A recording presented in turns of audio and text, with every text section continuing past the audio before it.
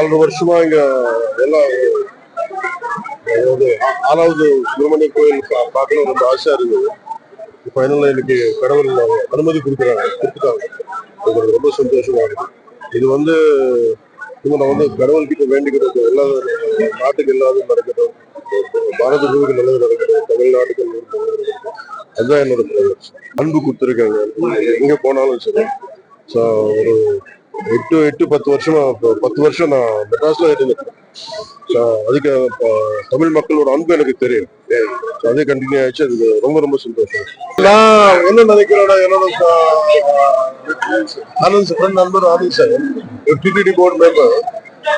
So நான் ஒரு 6 முருகன் கோயிலுக்கு நான் என்ன பண்ணணும்னு நான் யோசிக்கிறேன்.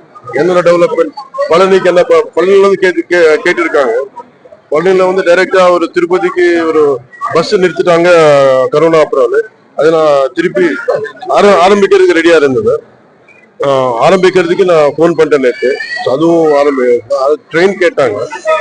அதுவும் ஆரம்பிக்க போறேன். பட் இதை தாண்டி 6 முருகன் கோயிலுக்கு என்னென்ன பண்ணணும் இதெல்லாம் நான் இவர் அனுப்புறேன். தனியா நான் அனுப்புறேன். டெவலப்மெண்ட் என்னென்ன பண்ண முடியும், நம்மளால என்னென்ன பண்றதுக்கு நான் தயாரா இருக்கேன். செய்திகளை உடனுக்குடனும் துல்லியமாகவும் தெரிந்து கொள்ள சப்ஸ்கிரைப் பண்ணுங்க.